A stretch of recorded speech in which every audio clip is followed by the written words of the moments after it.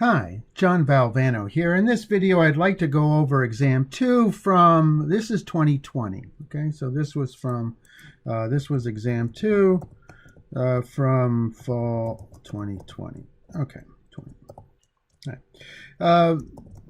Obviously, they're not the same. The equations aren't the same. They couldn't possibly be the same. So clearly not. No, they're not the same.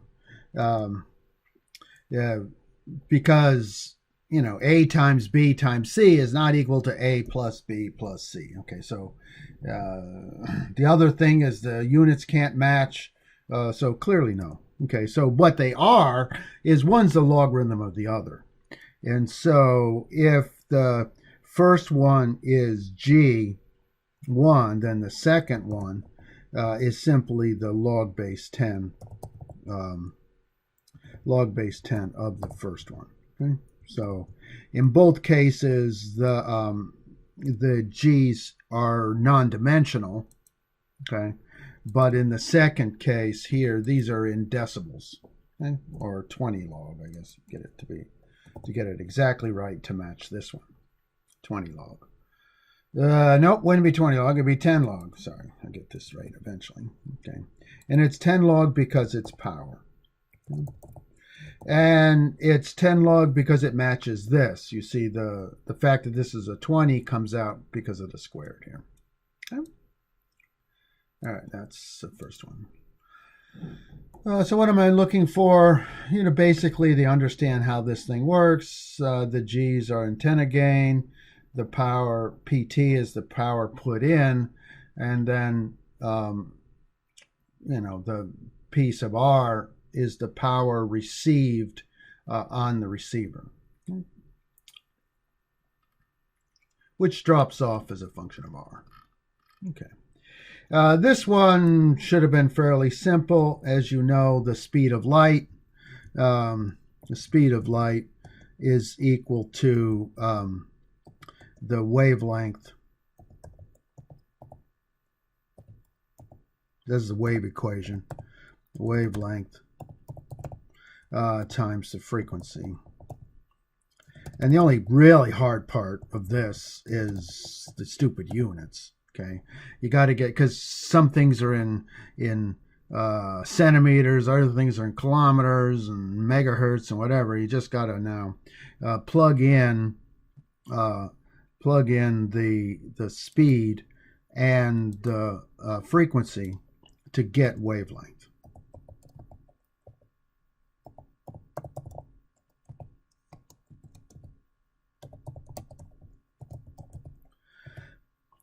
And then the antenna size is then going to be 1/4 the wavelength. So that's what I was looking for there. As you can see, this was a multiple choice COVID exam. It's kind of weird. Okay. In this one, I want you to understand the Shannon channel capacity theorem. I really think understanding this goes a long way in figuring out what the units are, right? So the units of C and B are in bits per second. And sometimes it can be given in hertz or bits. It can be given in hertz, which is really the same thing. Okay?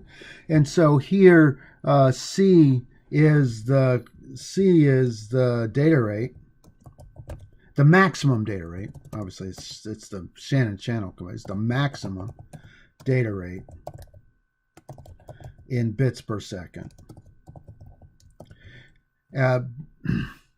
So B, okay, is the bandwidth, but what does it mean? Okay, it is the bandwidth.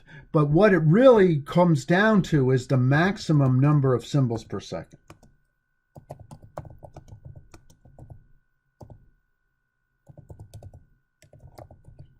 Which is a function of the bandwidth of the channel. Okay, so that's the maximum number of symbols per second. And embedded in every symbol, we're going to have some bits. And that's what the log base 2 is. log base 2 of 1 plus SNR is the maximum number of bits per symbol. Now, that's what that means. And so the units of SNR are obviously dimensionless, but it's in alternatives, which is a function of the signal-to-noise ratio. Okay.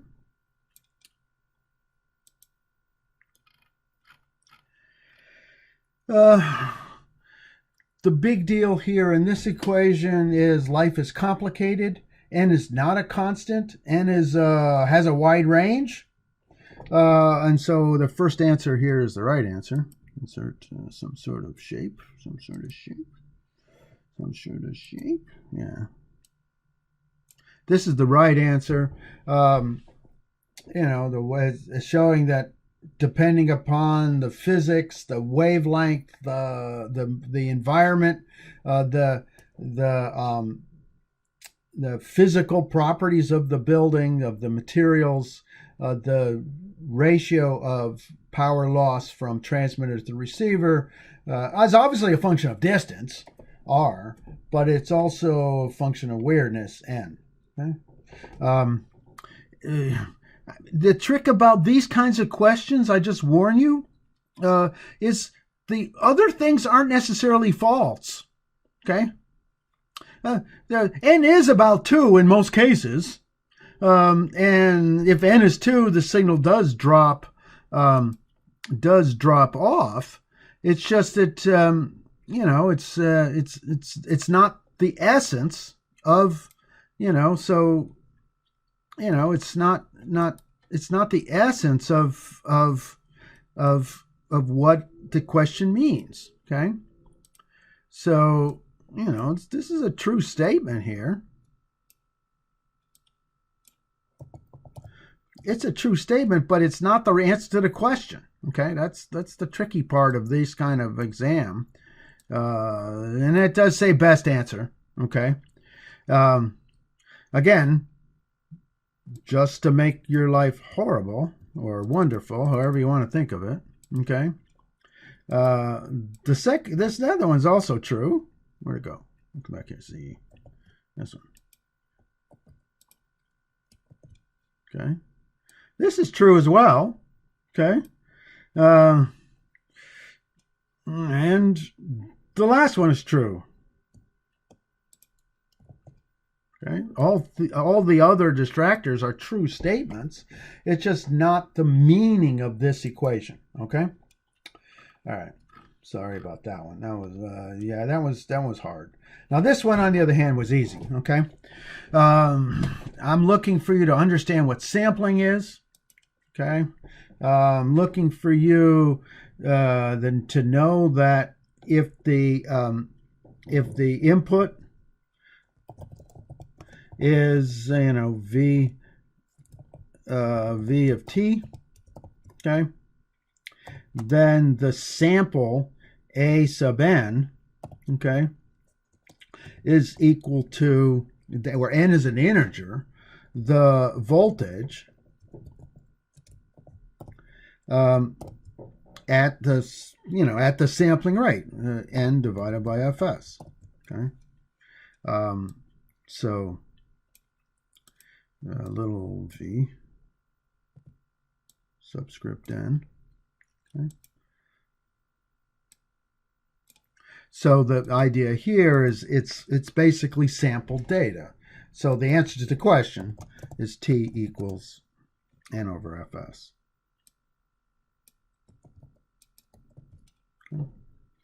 So general equation for time is a function of n, okay, in seconds.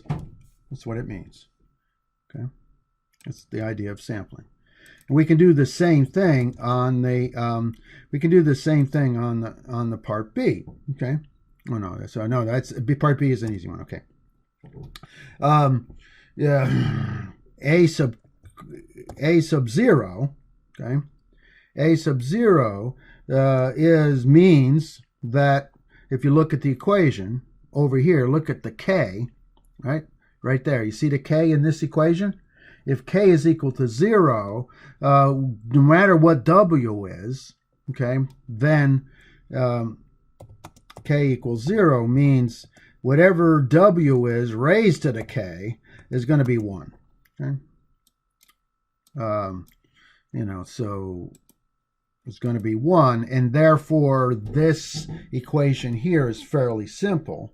Okay, and that is going to be the DC component of the transform.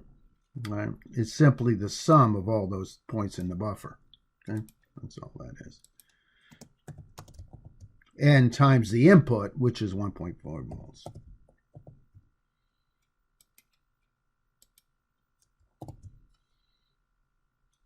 Okay. You'll notice that according to this definition, if you're plotting it on the screen, you'd obviously divide by n, but we didn't. This equation right here will essentially give me n. Okay. In volts. It's similarly over here. When we use a transform, we usually ascribe units to the input. Okay, like volts, and those units will also be in the output. Okay? As you know, we didn't ask for it. Well, the answer to the for a sub k. Okay, then there is a mapping, okay, from the effective frequency, okay, F is simply Fs times K divided by N. Okay? And that's what it means to take a transform. So the individual points in your transform are a combination of the question that I often ask. I didn't ask it in this particular case, and that is the frequency resolution is simply Fs over N.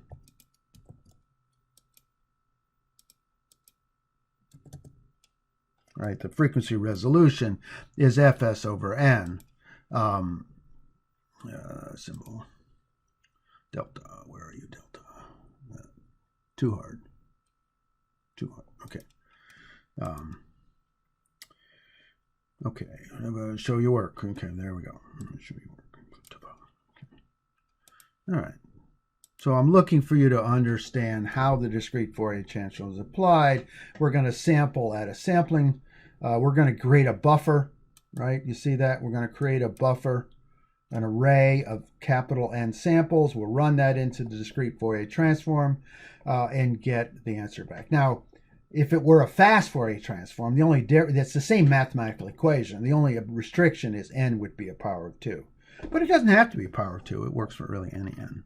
Okay. A communication system transfers information across distance in energy. A data storage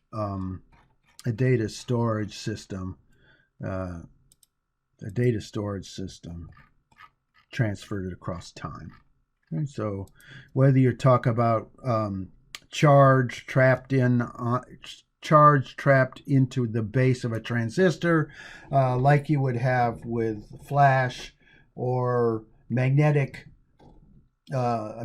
field, magnetic energy on a disk, on a magnetic material transferred across time.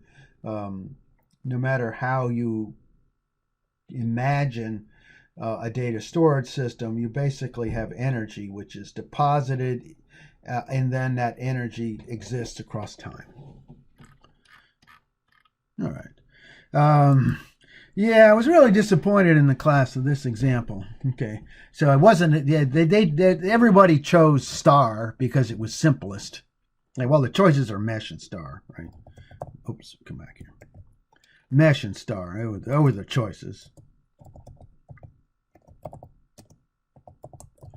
Mesh is, sort of an ad hoc a multipath,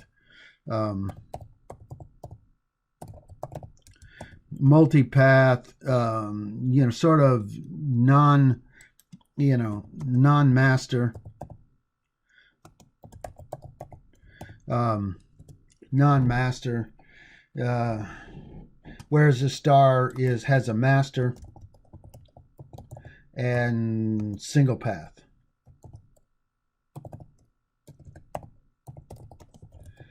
And so most people liked the star because, in their defense, it was a pretty lousy question.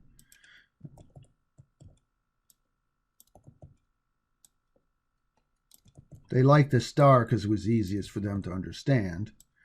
And I guess they assumed the grad students were there with their professor. Now, I'm not going to know Mars. Okay.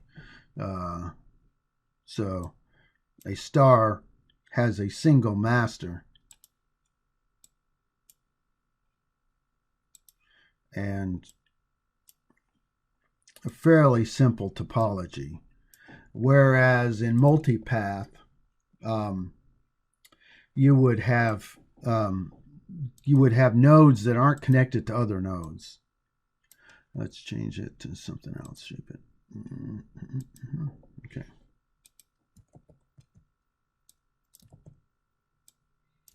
Or a mesh, what I meant. Okay.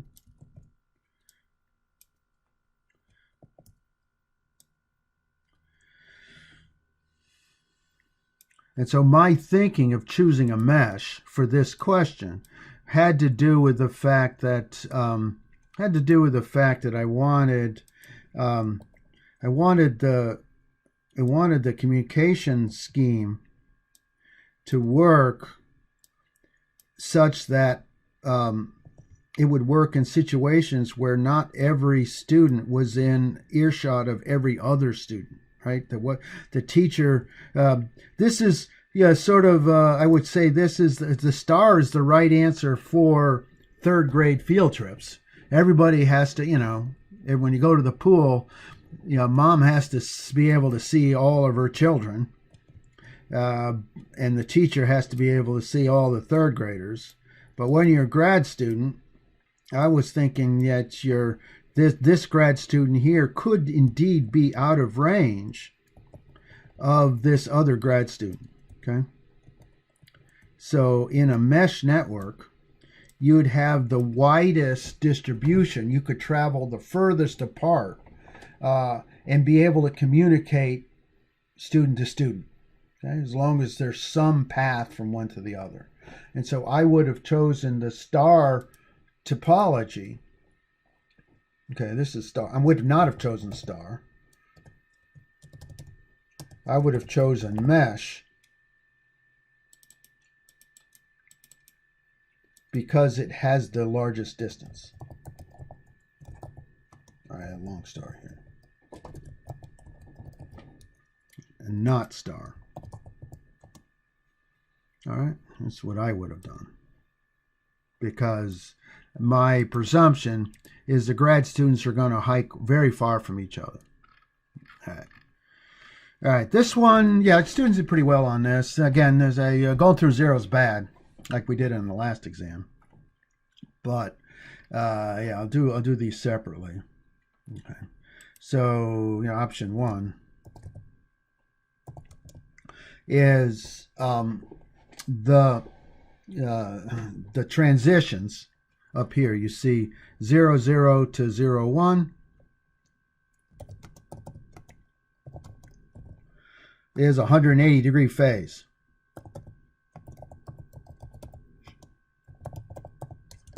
And goes through 0. Right, the amplitude of the signal will go through 0 as it goes, because it can't instantaneously get from one to the other. It's there's a certain inertia. We gotta get from 0, 0 to 0, 1. Similarly, from 0, 0, 1 to 1, 1.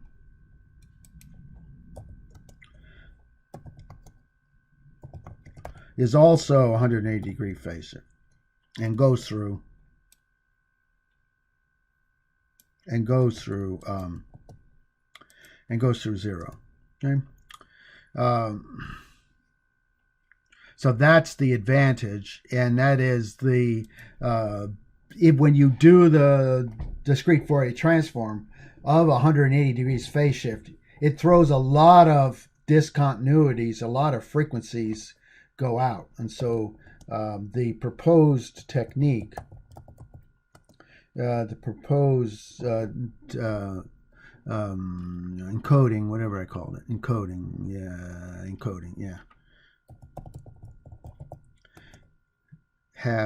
will have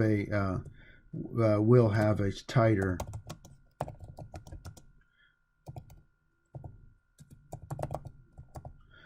discrete Fourier transform, tighter spectrum. In other words, you can pack the channels closer.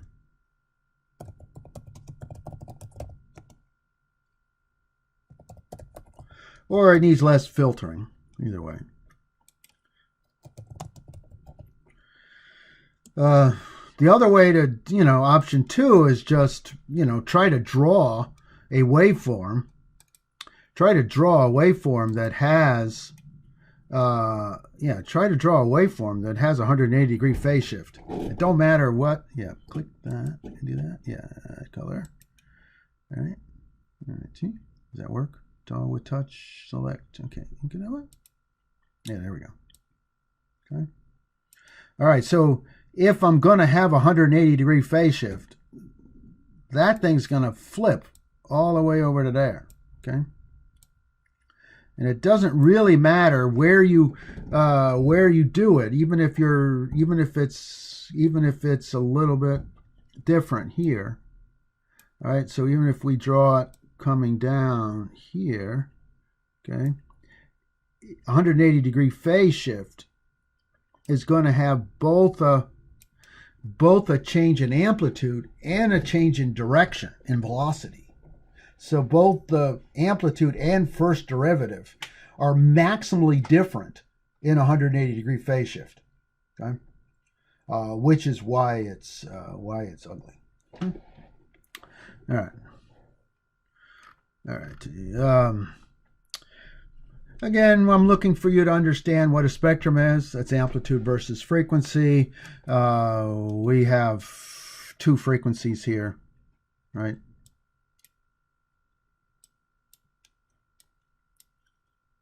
F1 and F2.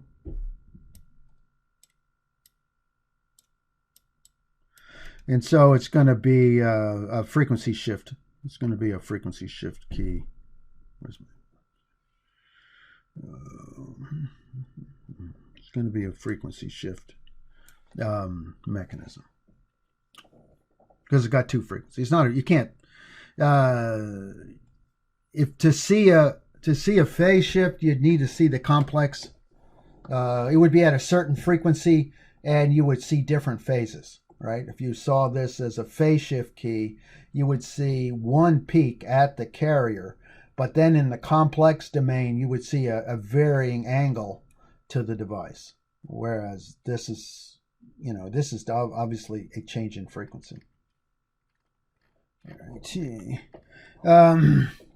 This is actually how it works. Okay, this is an actual infrared. Back before there was Bluetooth and your television remote control used the infrared channel changer. It's infrared light, but it's modulated at 30 kilohertz or 38 kilohertz or 27 kilohertz, whatever, different frequencies.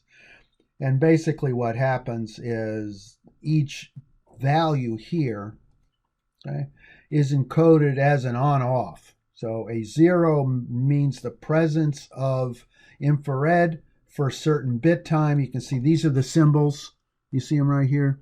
You see the symbols? That's a symbol. That's a symbol. These are symbols, okay?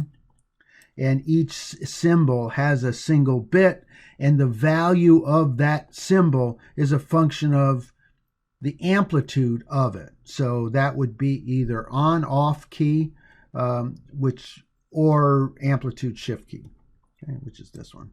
Okay. Now you go, hey, John, the frequency changed, But no, that's not, I know. You don't call 0 frequency and 30 kilohertz frequency shift. You call that amplitude on off. Okay. You could have done phase, but you couldn't see it in this plot. Again, this is voltage versus time. Okay, here. This is a classic problem with critical sections. A critical section has 3 components. It has a shared global. Let me write that here. Let me go stop the escape. Yeah. Okay. Shared global, which indeed here is the. They're 2 shared, by the way. Both the output, both port 1 and the flag are shared globals, by the way. It has non-atomic access.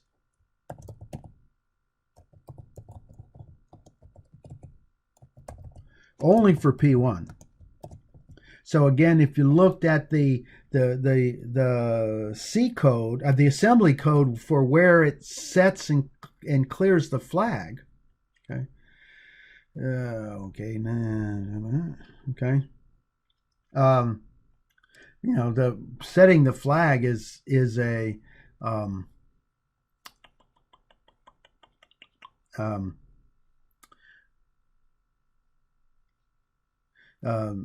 is a simple write, okay, but the toggling of the bit is a read modify write, okay?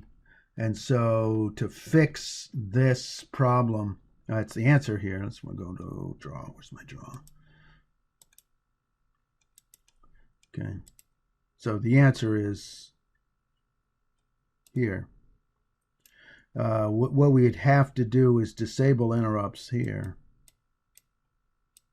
and re-enable it there. Okay. Now your access to flag. The question would be: is there a 1, 2, 3, 4, 5, 6, 7, 8 mechanism such that the interrupt occurred once and the other stuff never occurred, or the other stuff occurred twice? Okay. So if you want to say the flag is a critical section, you're going to have to show me a situation where interrupts are happening and somehow you triggered one interrupt and then executed the toggle, the other stuff down here. Right? You'd have to tell me that you had one interrupt here and then you had 0 or 2 executions of the other stuff. Okay, and okay. So the question is, if you had 0 or 2 executions here and 1 execution there, that would be a mistake. But if the interrupts are occurring slow enough that the other stuff can execute, that won't happen. Now, if the interrupt occurs faster than I can execute other stuff, that's not a critical section. That's just a bug. Okay. So the answer here is, around the non. Okay. So, okay. Now escape. Okay. Characteristics is shared global. That's the idea of Bluetooth. All right, so that was a pretty easy exam. Kids did very well. Okay. Anyway, good luck on the exam, and we'll see you in class.